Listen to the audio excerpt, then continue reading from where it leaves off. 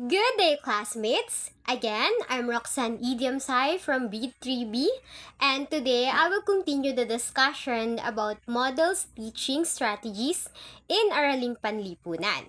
So the number 5 is about assess teaching approach. This approach is employed in cognitive and affective learning, as well as experiential and developmental learning. From the word assess, tinutukoy lamang dito kung patuloy nga bang may natututunan ang mga estudyante. Ina-assess sa teaching approach na ito ang kanilang development. Kung hanggang saan na nga ba ang kanilang kakayahan at kung talaga nga namang naisasarili ba nila o naisasabuhay nila ang kanilang mga natutunan sa paksang kanilang pinag-aaralan, lalong-lalo na sa araling panlipunan. Kaya ngayon, may mga pamantayan akong ihahanda dito. May mga pamantayan ito. At ito ay ang una ay ang activity o gawain, pangalawa ay analysis o pagsusuri, pangatlo ay abstraction o paghahalaw, at ang panghuli ay aplikasyon o paglalapat. Dahil sa pamamagitan ng mga strategy na ito, ay maa-assess natin ang development ng ating mga mag-aaral. Sabi nga dito, sa assess teaching approach, una is yung activity.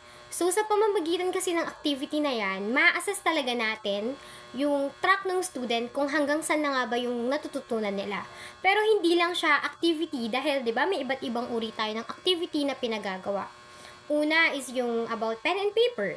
Yung ikaw mismo lang yung magsasagot, isa lang, pwedeng pair, pwedeng groupings, pwede rin namang activity na performance task. Pwede rin naman na activity na group by the groupings. So, iba't ibang uri ng activity na talaga nga namang makikita natin or ma-assess natin yung natututunan nila. So, sa pamamagitan kasi ng unang step na ating activity, maaaring pumasok na rin dito yung tatlo pa nating step, which is analysis, abstraction, at aplikasyon. Now, for our sixth model, this is inquiry model. This is appropriate for issues involving scientific procedure or problem resolution. This model is utilized in social studies, natural sciences, and social sciences. Inquiry o ang pagtatanong. Maaari ng strategies na ito o ang model na ito ang magresolba sa ating mga problema at kuhanan natin ng mga sagot. Dahil sa pamamagitan nito, may mga paradigm tayong mga susundan. At ito ay ang A. Pagtukoy sa suliranin, B. Pagbuo ng hypothesis, C. Pangongolekta ng impormasyon, D. Pagtaya ng hypothesis, at pagbuo ng konklusyon. Dahil sa pamamagitan ng mga pamantayan na ito, ay maaari nating makuha ang maayos na impormasyon. At sa pamamagitan ng yan, ay maaari nating makuha ang ating impormasyon na kailangang malaman. Pamamagitan ng mga pamantayan na iyan, ay maaaring maresolba o masolusyonan ang ating hinahanap mula sa ating mga problema. Sa isang halimbawa ng inquiry model na ito, maaaring hindi lang sa subject na aring panlipunan, maaaring social studies, maaaring science, maaaring math. Naaalala niyo ba yung isang topic natin sa math na kailangan nating mag-solve ng problem or tinatawag itong problem solving na kung saan ibibigay natin yung detalye na kung gaano nga ba kadami yung nakuha nating prutas, halimbawa, ima-minus natin yon. Yun yung magiging sagot. And after nun, magkakaroon pa tayo ng konklusyon. So, isa siya sa halimbawa ng inquiry model na kung saan may step-by-step procedure at may konklusyon pa sa dulo bago natin makuha yung pinakasagot. Maganda rin na gamitin natin ang inquiry model na ito dahil sa pamamagitan nito, may step-by-step na susundan ng ating mga mag-aaral para mas maayos at take note, may konklusyon pa ito, makikita pa rin natin yung mga insight na gusto nilang sabihin sa dulo. For number 7 model, it is valuing model. This paradigm is employed in classes, difficulties, challenges, and circumstances when sound judgment is required. This is possible in social studies because all the lessons have distinct ideals that student must learn. The steps in this paradigm are as follow. A. Pagtukoy sa suliranin o issue. B. Paglilinaw sa issue. C. Pangongolekta o pag-oorganisa ng ebidensya. D. Pagtasa o assessment sa katotohanan ng ebidensya. E. Pagpili ng alternatibong solusyon. F. Pagsaalang-alang ng kinahihinatnan ng bawat alternatibo. G. Pagpili ng pinakamagaling na alternatibo.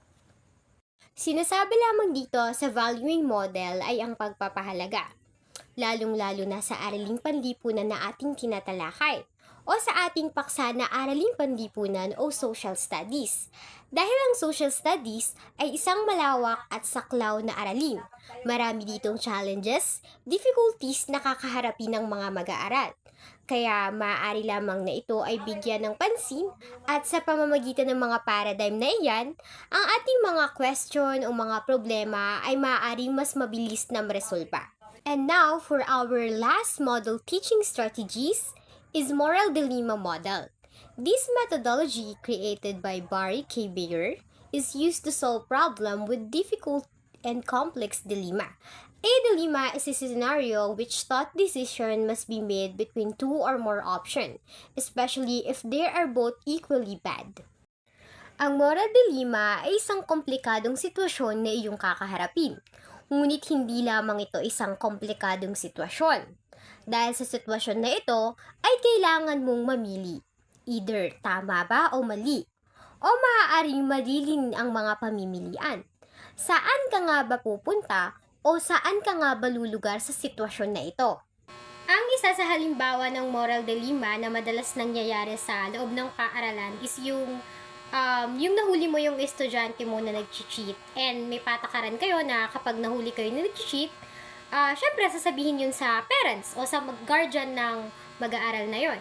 Pero nakiusap sa yung estudyante na, ma'am, wag niyo na pong, kunyari, nakiusap sa inyo na, ma'am, wag niyo na po akong isumbong. Sa susunod po ay hindi ko na gagawin. So, ikaw na teacher, maaari mong sabihin na, sige, pagbibigyan kita.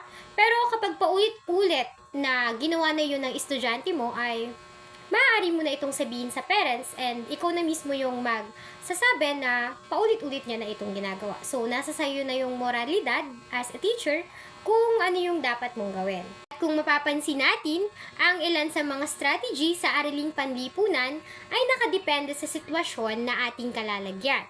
Ngunit kung hindi ito ay nararapat para sa ating talakayan, maaaring hindi natin ito sundin. Ngunit ang ilan sa mga ito ay talaga nga namang kapaki-pakinabang sa ating aralin, na kung saan sa pamamagitan nito, matutulungan natin ang ating mga estudyante na hindi lamang lumawak ang kaalaman, at talaga nga namang mag-enjoy rin sa mga bawat tatalakayin nating aralin.